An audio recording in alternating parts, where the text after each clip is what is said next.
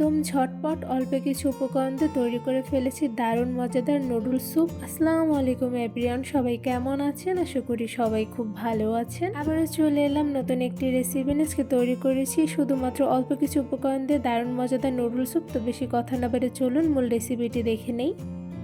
Soup তৈরি করার জন্য প্রথমে একটি প্যানের মধ্যে দিয়ে দিচ্ছি রান্নার সয়াবিন তেল পরিমাণ অনুযায়ী। এবার সাথে দিয়ে দিচ্ছি 1 টেবিল চামচ পরিমাণ পেঁয়াজ কুচি। এবার পেঁয়াজ কুচিটা হালকা ভেজে নিব।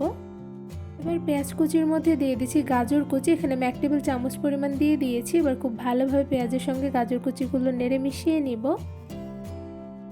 পেঁয়াজ কুচির সঙ্গে গাজরগুলো খুব সুন্দরভাবে নেড়ে মিশিয়ে নিয়েছি। এবার এর মধ্যে দিয়ে দিচ্ছি টমেটো কুচি। এখানে আমি 2 টেবিল চামচ পরিমাণ টমেটো কুচি দিয়ে দিয়েছি। এবার খুব ভালোভাবে নেড়ে নিব।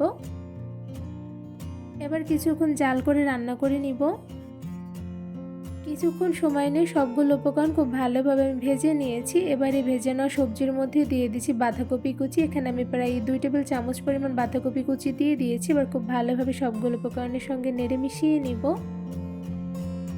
এই তো বাঁধাকপি কুচিগুলো খুব ভালোভাবে নেড়ে মিশিয়ে নিয়েছি। এবার সবগুলো উপকরণ একটি সাইডে নিয়ে এর মধ্যে দিয়ে দিচ্ছি ডিম। এখানে আমি মুরগির ডিম দিয়ে দিচ্ছি। এখানে আমি 2টার মতন ডিম দিয়েছি। আপনাদের পরিমাণ অনুযায়ী ডিমের পরিমাণটা কমিয়ে বাড়িয়ে দিতে পারেন।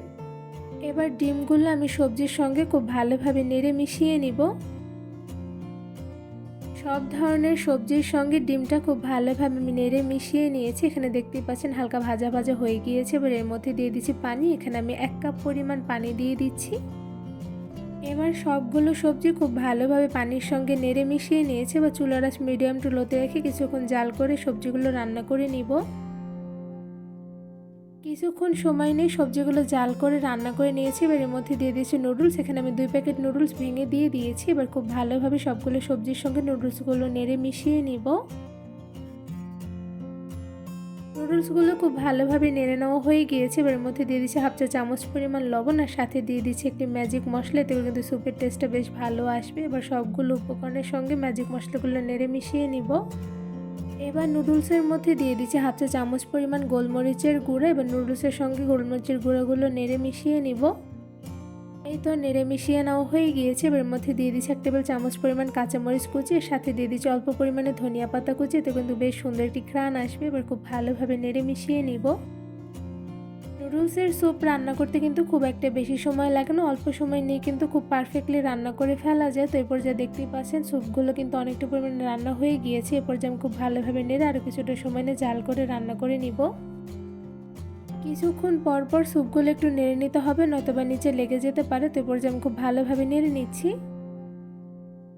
চুলার আঁচ মিডিয়াম টু লোতে রেখে কিছুক্ষণ সময় নিয়ে নুডলসের স্যুপগুলো আমি রান্না করে নিয়েছি। তো এরপর যা দেখতে পাচ্ছেন স্যুপগুলো কিন্তু পারফেক্টলি রান্না হয়ে গিয়েছে। আর দেখতে কিন্তু মাশাআল্লাহ খুবই লোভনীয় হয়েছে। 10 থেকে 15 মিনিট সময় নিয়ে নুডলসের স্যুপগুলো রান্না করে নেওয়ার পর কিন্তু স্যুপগুলো একদম পারফেক্টলি রান্না হয়ে গিয়েছে। এবার এই স্যুপগুলো আমি একটি বোলে বেড়ে নিব। নুডলসের স্যুপগুলো একটু বেশি ঘন হলে সেক্ষেত্রে খেতে কিন্তু বেশ মজাদার হয়। তো এই পর্যায়ে দেখতেই পাচ্ছেন নুডলসের স্যুপগুলো কিন্তু আমার বোলের মধ্যে বেড়ে নেওয়া হয়ে গিয়েছে। আর সাথে দেখতে কিন্তু মাশাআল্লাহ খুবই সুন্দর হয়েছে। একদম সহজভাবে শুধুমাত্র অল্প কিছু উপকরণ দিয়ে তৈরি করে ফেলেছি দারুণ মজাদার নুডলসের স্যুপ। কোনো রকম ঝামেলা নেই, ঝটপট অল্প কিছু উপকরণ দিয়ে তৈরি করে ফেলা যায়। নুডলসের স্যুপগুলো মাশাআল্লাহ দেখতে যেমন লোভনীয় হয়েছে, সাথে কিন্তু স্যুপটা খেতে অসম্ভব মজাদার হয়েছে। এই নুডলসের স্যুপগুলো আপনাদের একটু চামচ দিয়ে তুলে দেখাচ্ছি। তো এই পর্যায়ে দেখতেই পাচ্ছেন স্যুপগুলো কতটুকু পরিমাণে ঘন রেখে আমি স্যুপগুলো রান্না করে নিয়েছি। আর এই স্যুপগুলো যতটুকু পরিমাণে ঘনত্ব হয় ততই কিন্তু খেতে বেশ মজাদার হয়। সকাল বা বিকেলের যে কোনো নাস্তার টাইমে বা ছোট বাচ্চাদের খুব সহজে কিন্তু ঝটপট অল্প কিছু উপকরণ দিয়ে নুডলসের স্যুপটা কিন্তু রান্না করে দেওয়া যাবে, যা তারা খুব মজা করে খেয়ে নেবে, সাথে বারবার খেতে চাইবে। এই মজাদার নুডল স্যুপ তৈরি করার রেসিপিটি আপনাদের কাছে কেমন লেগেছে তা আমাকে অবশ্যই কমেন্ট করে জানাবেন। এই স্যুপ তৈরির রেসিপিটি ভালো লেগে থাকলে আমার চ্যানেলটি সাবস্ক্রাইব করে ভিডিওতে বেশি বেশি লাইক কমেন্ট শেয়ার করে আমার পাশেই থাকবেন। আজকে এখানেই বিদায় নিচ্ছি। দেখাবো অন্য কোনো ভিডিওর মাধ্যমে। সবাই সুস্থ থাকবেন, ভালো থাকবেন। আল্লাহ হাফেজ।